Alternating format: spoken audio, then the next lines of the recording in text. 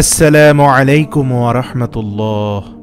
সুপ্রিয় আলোর পথের দর্শক মণ্ডলী, আশা করি মহান আল্লাহ রাব্বুল আলামিনের অশেষ মেহেরবানি ও দয়ায় আপনারা সবাই ভালো আছেন। প্রিয় দর্শক, আজকে আমরা আলোচনা করব তাদের নিয়ে যারা অনেক সৌভাগ্যবান, যারা বিনা হিসাবে জান্নাতি হবে, অর্থাৎ তাদের কোনো হিসাব গণনাই করা হবে না। আল্লাহ তাআলা বলেন তিনি বিচার দিনের মালিক, অর্থাৎ সূরা ফাতিহার সেই আয়াতটি, মালিক ইয়াউমিদ্দিন। সুতরাং যে দুনিয়াতে ভালো কাজ করেছে সে উত্তম প্রতিদান পাবে, আর যারা দুনিয়াতে আল্লাহর নাফরমানি করেছে তাকেও তার প্রতিদান দেয়া হবে। আমল অনুযায়ী মানুষের হিসাব বিভিন্ন রকম হবে। কেউ কেউ বিনা হিসাবে জান্নাতে প্রবেশ করবে, কারো কারো হিসাব সহজ করা হবে, আর কারোর হিসাব হবে অনেক কঠিন। যারা বিনা হিসাবে জান্নাতে চলে যাবে তাদের সংখ্যা ৭০,০০০। এরা হবে উম্মতের শ্রেষ্ঠাংশ, যারা ঈমান, তাকওয়া, ধৈর্যতে ও জিহাদে অগ্রগামী ছিল। রাসূলুল্লাহ সাল্লাল্লাহু আলাইহি ওয়াসাল্লাম বলেছেন, আমার সামনে সকল উম্মতদেরকে উপস্থাপন করা হলে সেখানে আমার উম্মতকে দেখলাম, তাদের আধিক্য এবং মর্যাদা আমাকে মুগ্ধ করল। সংখ্যাধিক্যের কারণে তারা সকলে উঁচু স্থান এবং পাহাড়ে ভরে উঠল। আল্লাহ বললেন, তুমি সন্তুষ্ট হয়েছ ও মুহাম্মদ?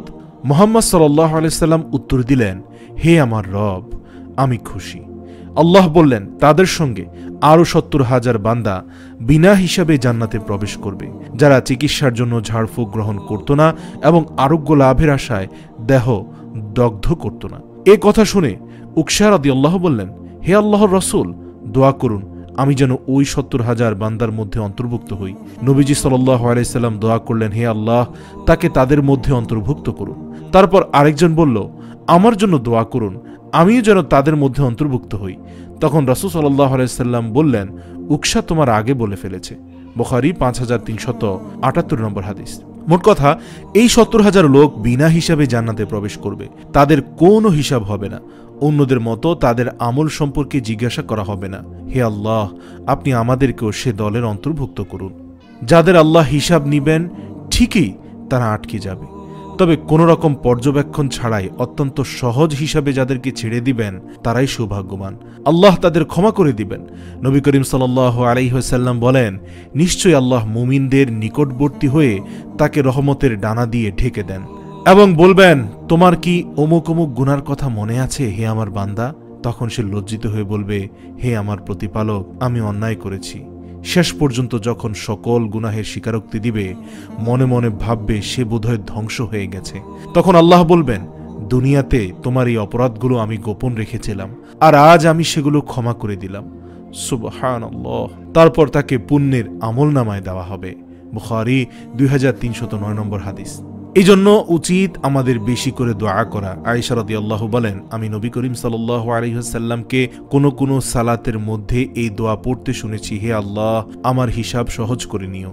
সালাত থেকে ফেরার পর জিজ্ঞেস করলাম, হে আল্লাহর নবী, সহজ হিসাব কি? উত্তরে বললেন, আমলনামার দিকে তাকিয়ে ছেড়ে দেয়া। মুসনাদে আহমদ ২৪,২১৫ নম্বর হাদিস। কারো কারো হিসাব অত্যন্ত কঠিন করা হবে, অপরাধের কারণে লাঞ্ছিত করা হবে, সকল কাজ সম্পর্কে জিজ্ঞাসা করা হবে। কেন তুমি সালাতে অবহেলা করতে? কিভাবে যাকাত আদায় করতে? পিতামাতার অবাধ্য হয়েছিলে কেন? বান্দার হক নষ্ট করেছিলে কেন? এসব প্রশ্ন যাদেরকে করা হবে তাদের শাস্তির সম্মুখীন করা হবে।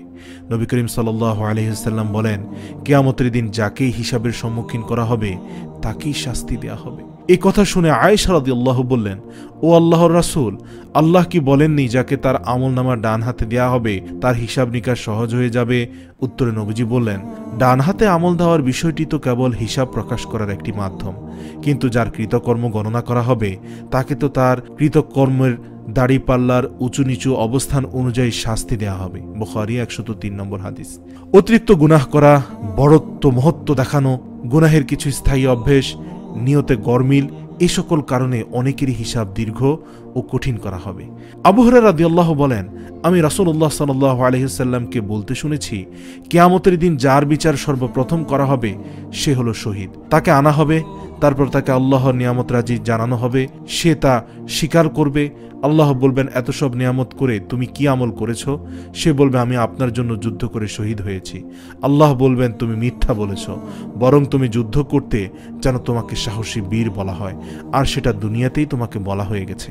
তারপর তার ব্যাপারে নির্দেশ দেওয়া হবে, তাকে তার চেহারার উপর ভর করে টেনে হিচড়ে জাহান্নামে নিক্ষেপ করা হবে। তারপর আরও এক ব্যক্তিকে যে ইলম শিখিয়েছে, শিক্ষা দিয়েছে ও কোরআন তেলাওয়াত করেছে তাকে আনা হবে। তারপর তাকে আল্লাহর নিয়ামত রাজি জানানো হবে, সে তা স্বীকার করবে। আল্লাহ বলবেন, এত সব নিয়ামত পেয়ে তুমি কি আমল করেছ? সে বলবে, আমি শিখেছি, শিক্ষা দিয়েছি ও আপনার জন্য কোরআন তেলাওয়াত করেছি। আল্লাহ বলবেন, তুমি মিথ্যা বলছো।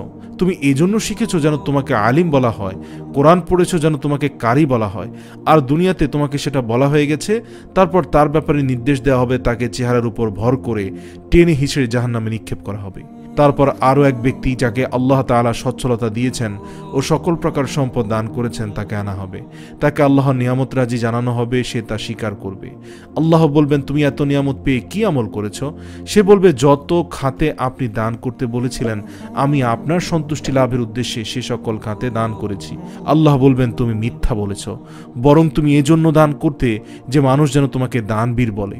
দুনিয়াতে তো তোমাকে দানবীর বলা হয়েছে, এখন তোমার কৃতকর্মের সাজা স্বরূপ জাহান্নামে চলে যাও। তাকেও তার চেহারার উপর ভর করে টেনে হিচড়ে জাহান্নামে নিক্ষেপ করা হবে।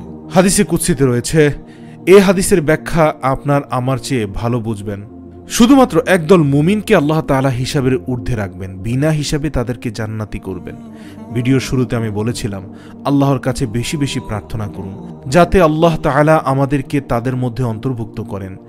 আর যেসব মুমিন সম্পর্কে রাসূল সাল্লাল্লাহু আলাইহি ওয়াসাল্লাম বলেন, আমার উম্মত থেকে ৭০,০০০ লোক বিনা হিসাবে জান্নাতে প্রবেশ করবে, তারা হলো ওইসব লোক যারা চিকিৎসার উদ্দেশ্যে অন্যের কাছ থেকে ঝাড়ফুঁক চাইত না, কিছু দেখে শুনে বা সুকে তাকে অশুভ লক্ষণ মনে করত না, কেবল প্রতিপালকের উপরই ভরসা করত। বুখারী ৬১০৭ নম্বর হাদিস।